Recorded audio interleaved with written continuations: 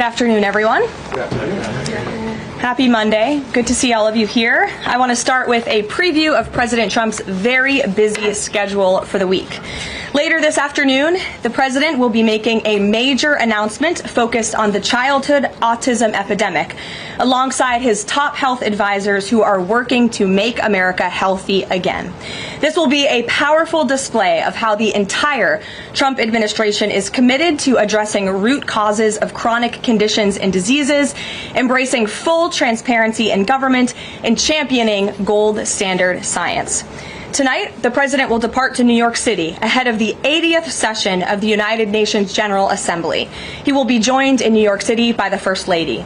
Tomorrow morning, President Trump will deliver a major speech touting the renewal of American strength around the world, his historic accomplishments in just 8 months, including the ending of 7 global wars and conflicts. The president will also touch upon how globalist institutions have significantly decayed the world order, and he will articulate his straightforward and constructive vision for the world. The president will also be hosting bilateral meetings with the UN Secretary General and the leaders of Ukraine, Argentina, and the European Union. The president will also later in the day hold a multilateral meeting with Qatar, the Kingdom of Saudi Arabia, Indonesia, Turkey, Pakistan, Egypt, the UAE, and Jordan. After these important meetings, the president will attend a reception tomorrow night with more than 100 world leaders before returning to Washington, D.C. On Thursday here at the White House, President Trump will welcome President Erdogan of Turkey for a bilateral meeting. And on Friday, the president will travel to Long Island for the Ryder Cup golf match between the United States and Europe. This event is one of the greatest sporting events in the world, and it would not be taking place this year without President Trump's help.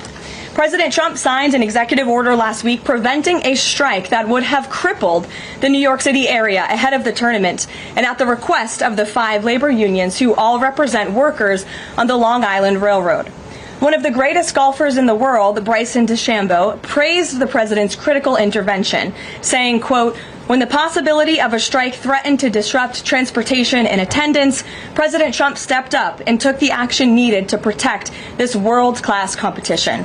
Thanks to President Trump's decisive leadership, the Ryder Cup experience will be everything fans and the golf community deserve. Again, that's a quote from the great golfer Bryson DeChambeau. Now let's all hope the American Ryder Cup team can take home the trophy. In other news, positive economic data continues to pour in. Brand new polling shows that Americans' faith in the economy and the direction of the nation is back on track and shooting even higher. Home ownership is more affordable, with mortgage rates dropping to a 3-year low. For new home buyers, this represents a $250 decline in your monthly mortgage payment, or nearly $3,000 a year. And President Trump has made it very clear he wants to continue to see mortgage rates decline to a record low, just like they did in his first term. Thanks to President Trump's unleashing energy dominance, gas prices are dropping and Americans are spending the smallest share of their disposable income on gasoline since 2005. Additionally, the annual cost to own and operate a new vehicle is down by nearly 6% over the last year. Americans are earning more and they are spending more than ever before.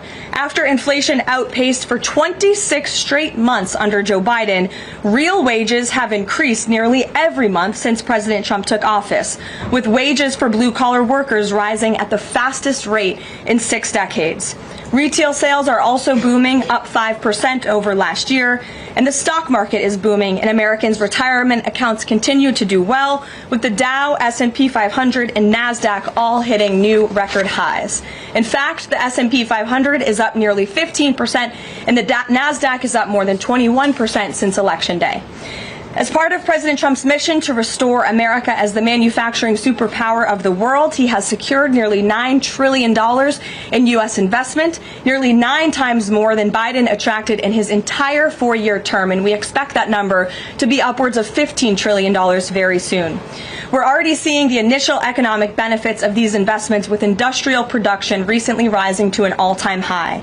President Trump built the greatest economy in the history of the world in his first term, and we are witnessing him do it all over again. Now, before I open it up to questions, I do want to speak on the heinous political assassination of Charlie Kirk. As President Trump powerfully stated yesterday, this assassination was an attack on everything that makes the United States of America the greatest country on earth. But that attack has completely failed.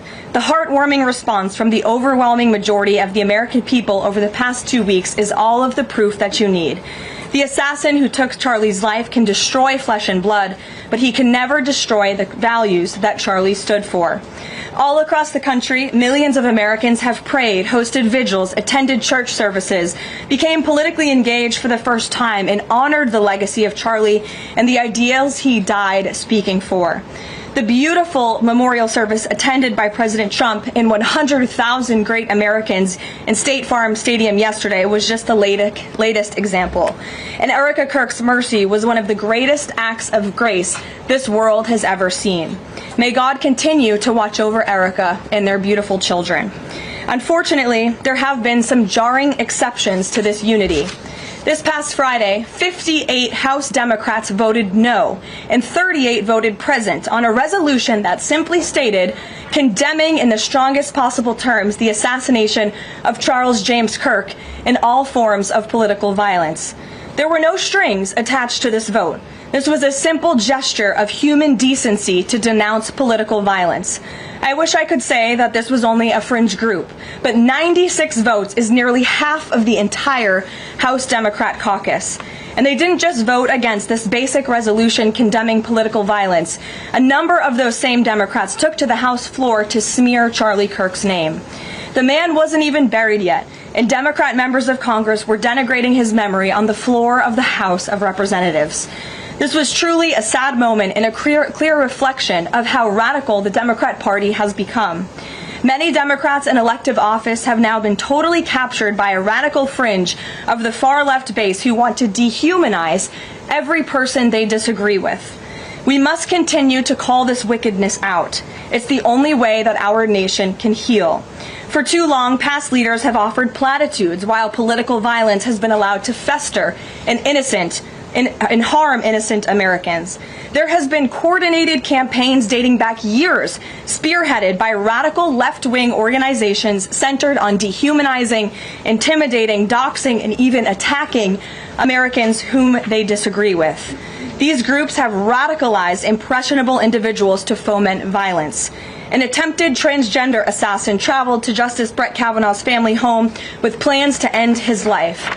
An attempted assassin came within an inch of ending President Trump's life in Butler, Pennsylvania, and on the campaign trail, another attempted assassin tried to kill the president at his golf club in Florida. A left-wing assassin shot United Healthcare CEO Brian Thompson right in the back in the heart of New York City. ICE agents are facing a more than 1,000% increase in assaults for simply doing their jobs.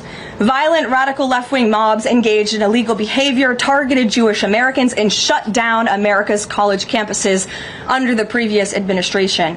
Left-wing mobs burned down Tesla dealerships out of, quote, protest of Elon Musk and his policies.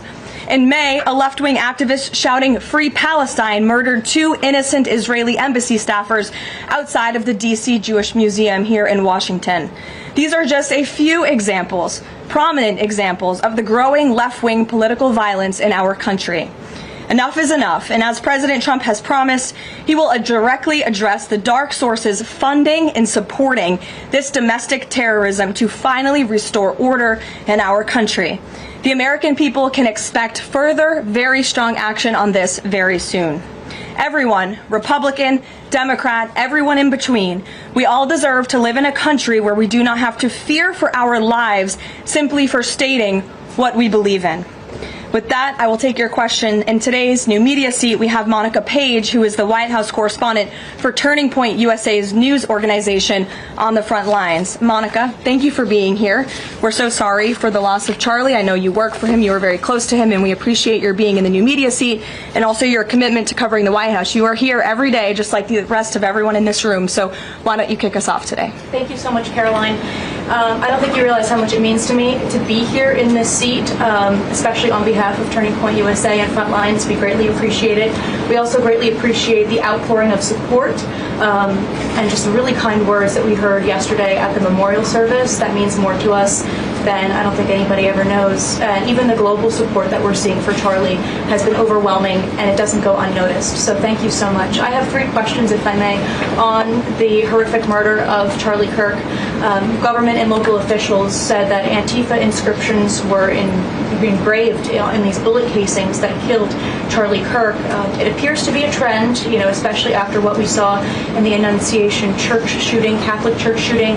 Additionally, Stephen Miller recently commented on the rise in this kind of violence, saying there is a domestic terrorist movement growing in this country. But the president is designating Antifa as a domestic terrorist organization. I'm wondering, what is the approach to holding these people accountable, just to ensure that violence like this just is eradicated moving forward? Sure. Well, Antifa is going to be designated a domestic terrorist organization. The president intends to sign that executive order very soon as it's drafted, as soon as today, later this afternoon.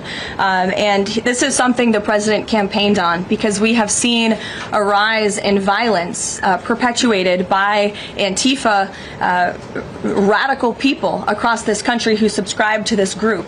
And unfortunately, it's gone widely uncovered by many in the legacy media. It also went completely ignored by the previous administration. Not anymore. Not only, as you mentioned, were the bullet casings subscribed with Antifa mottos, if you will, in the heinous assassination of Charlie, but there have also been more examples than I could read off for you here in this briefing room today of violence from Antifa. I will just read a few. In July 2025, several members of an Antifa cell ambushed and opened fire on officers at an ICE facility in Alvarado, Texas, shooting one officer in the neck.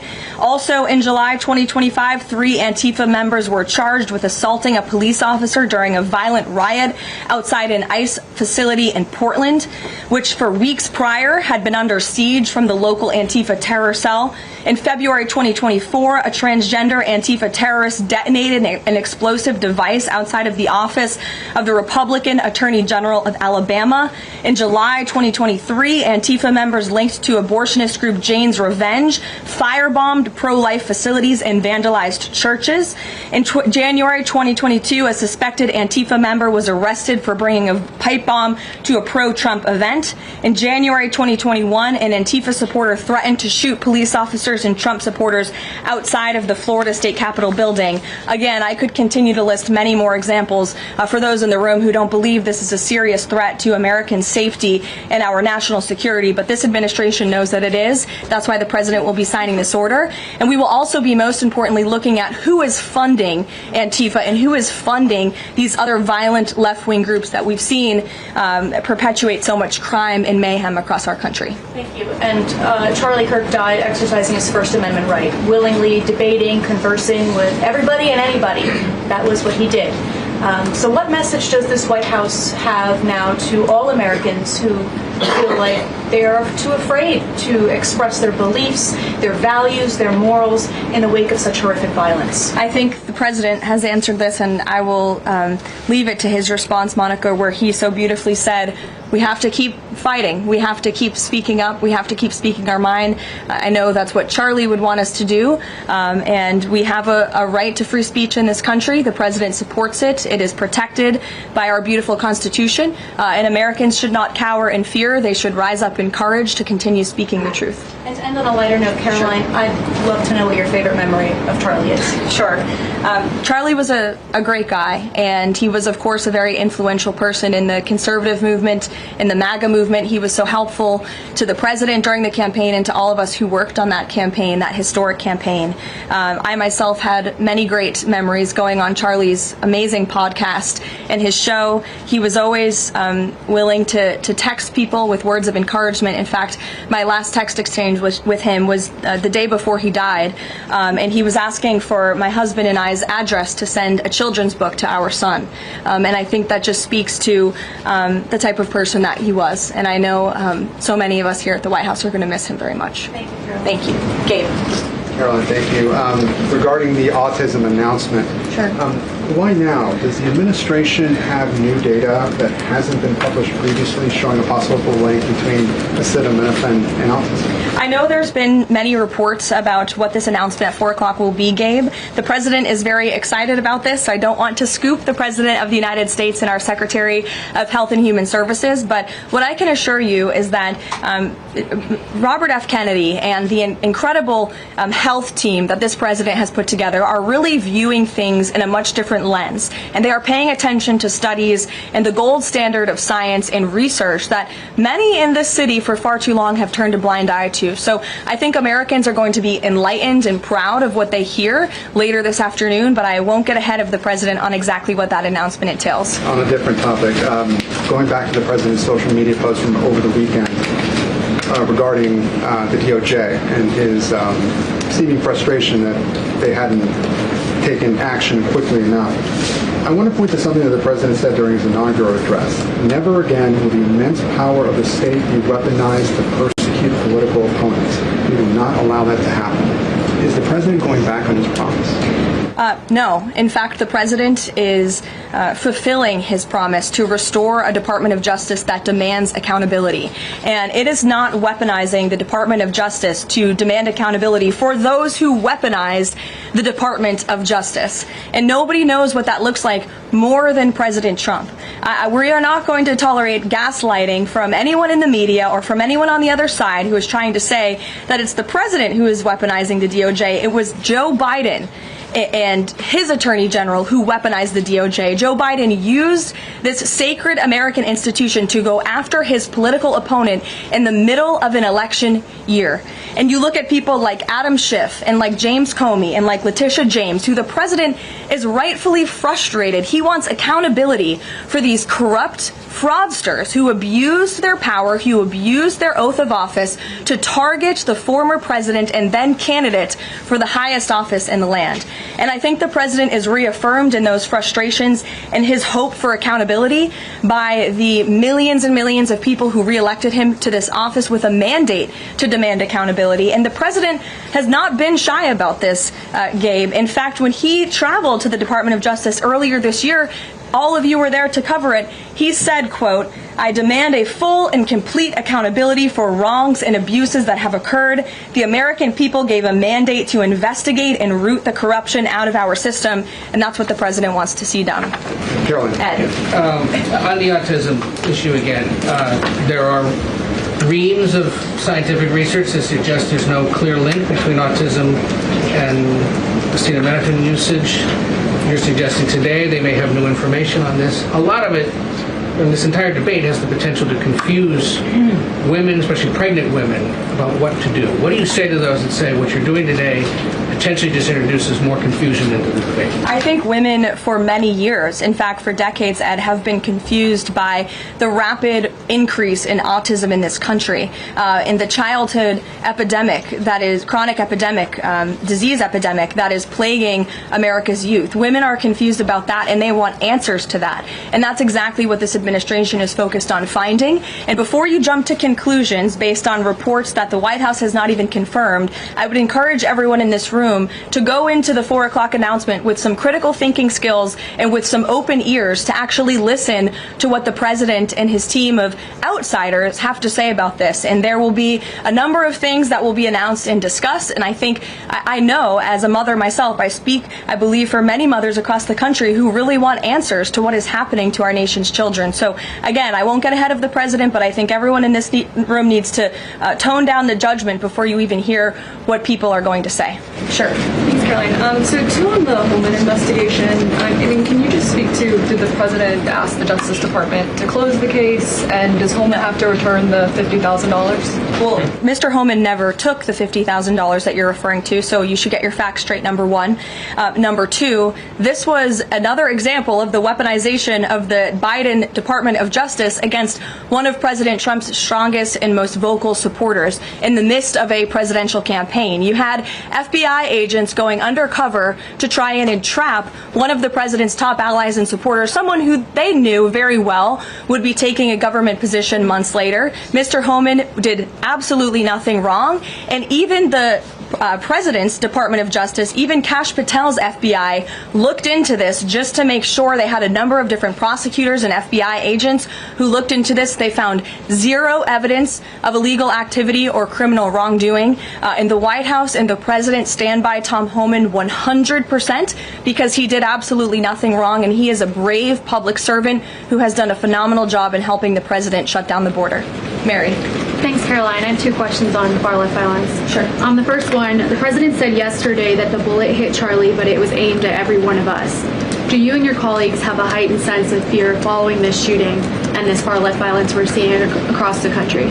I certainly think there's a heightened sense of awareness by conservatives across the country, by all of us here at the White House. Again, as I said to Monica, many of us were personal friends with Charlie and had involvement with Turning Point before we came and served our government in this way. So certainly it's a very shocking incident, and I think, it's very unfortunate that those of us who work in this movement have to think about violence just for speaking our minds and for supporting President Trump. And as a follow-up on that, I asked the president last night on Air Force One about this pattern of transgender violence we're seeing.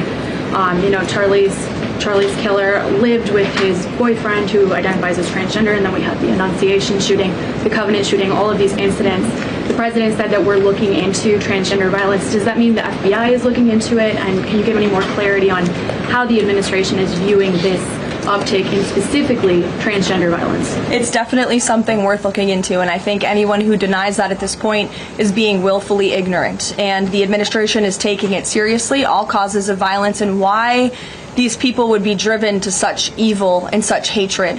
And there's probably many answers to that question, but the administration is really focused on all of them. For individual investigations and cases, of course, the FBI and the Department of Justice are leading those.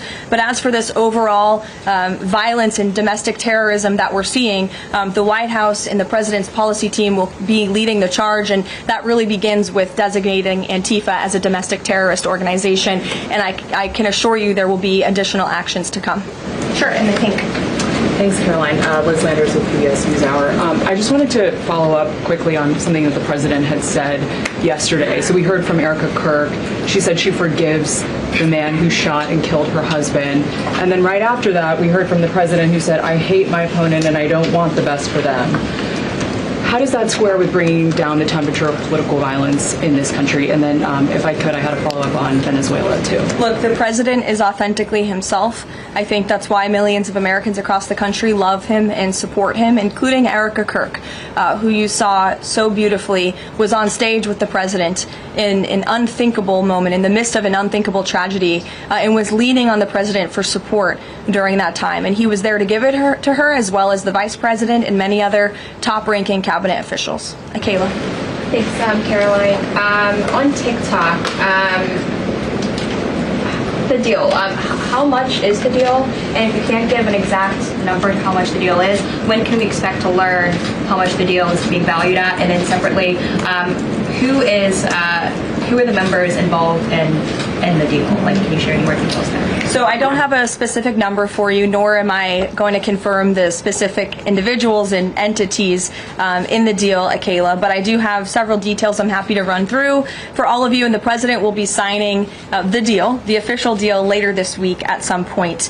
Under the terms of this deal, TikTok will be owned by a majority of American investors and controlled by a board of directors with extensive national security and cybersecurity credentials. In partnership with the U.S. government, Oracle will serve as TikTok's trusted security provider, and they will independently monitor the safety and data security of all U.S. user data on TikTok's platform. Americans' data will be stored securely in the United States without access from China. All U.S. user data will be stored on servers operated by Oracle in the United States, protected from surveillance or interference by foreign adversaries. And the algorithm, I know this is a question many of you have had, will be secured, retrained trained and operated in the United States outside of ByteDance's control.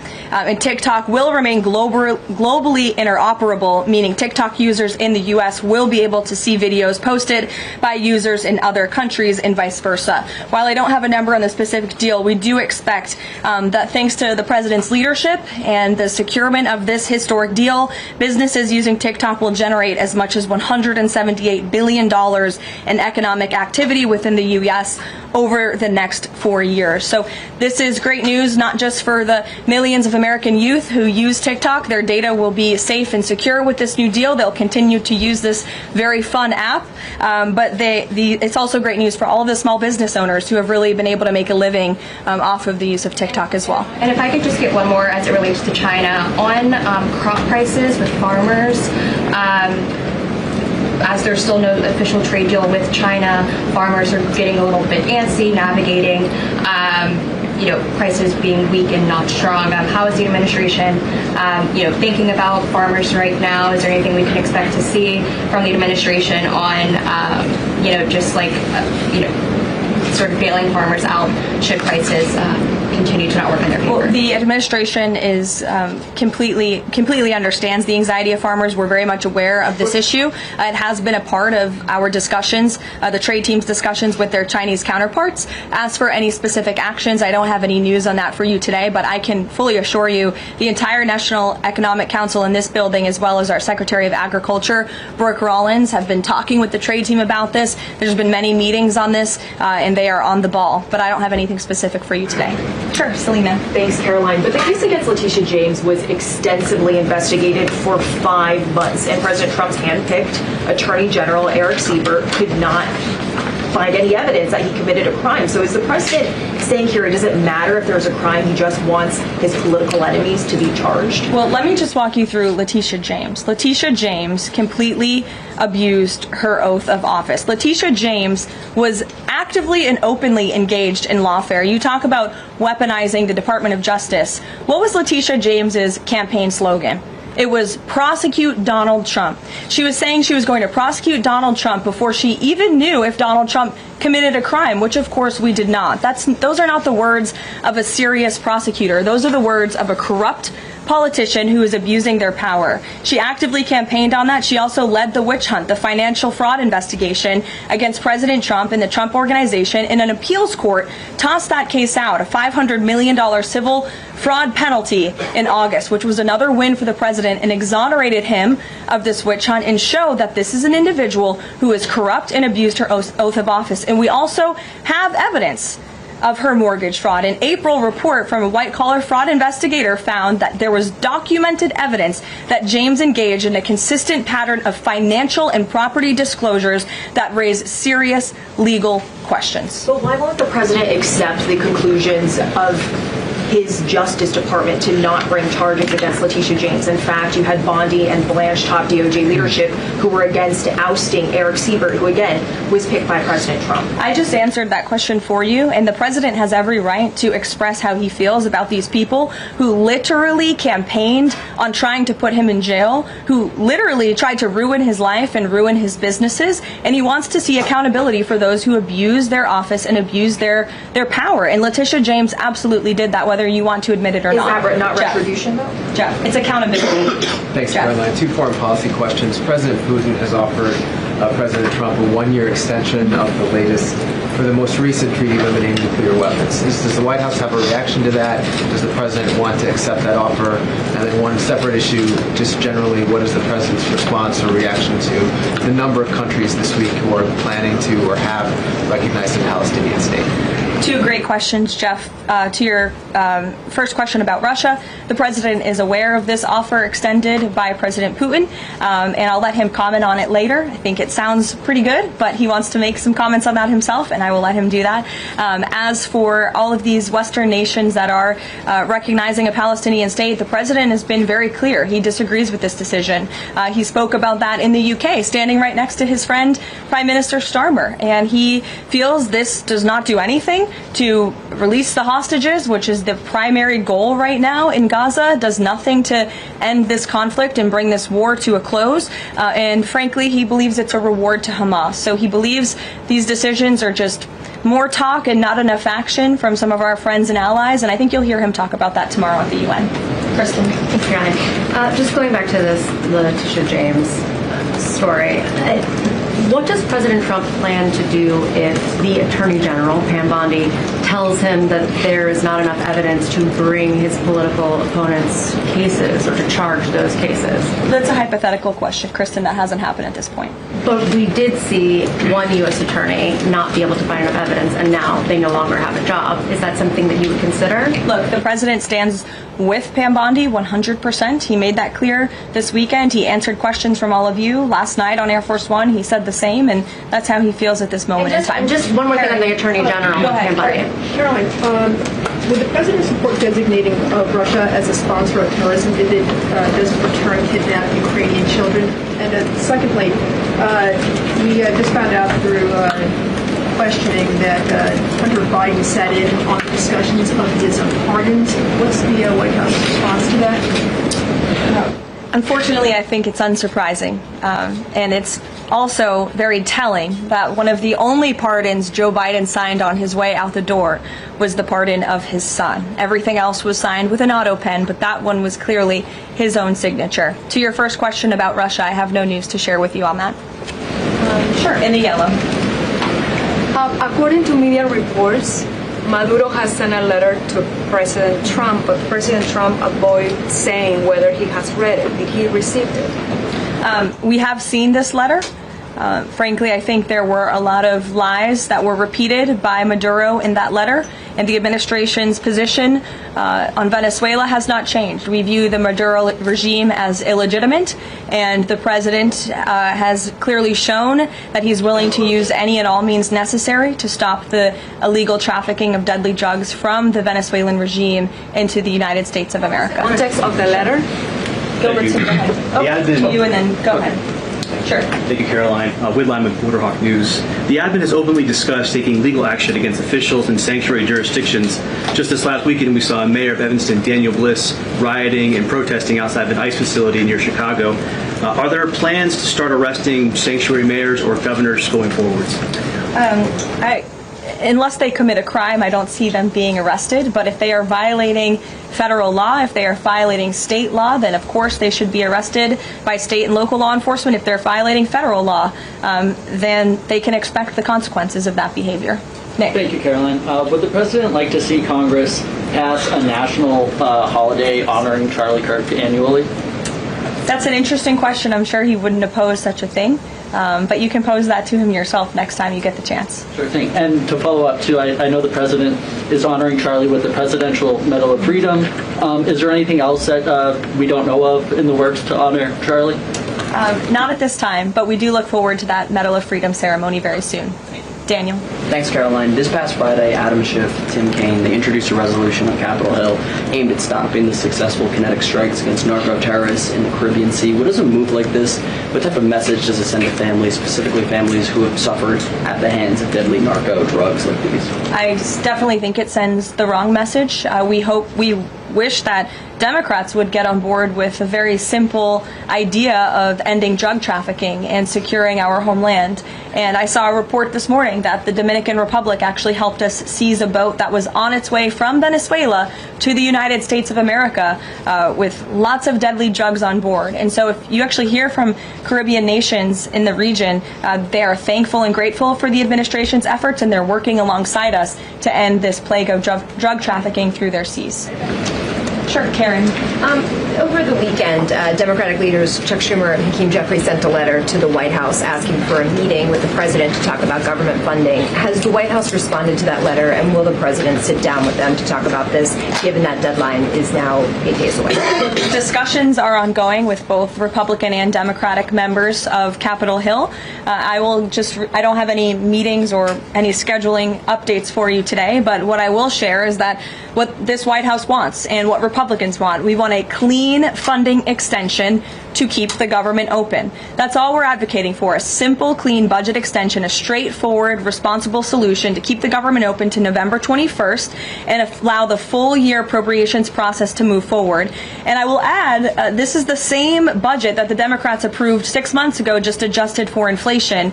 And unfortunately, all of a sudden now, they want to shut down the government. And if the government is shut down, it's only going to, it will be the fault of the Democrats, and it will only hurt the most vulnerable in our country, our seniors, our veterans, our military families, and increasing security for members of Congress, which is something this White House and the administration supports. And if you look back at the statements made by Chuck Schumer and Hakeem Jeffries in the past, they too have advocated against a shutdown and for keeping the government open.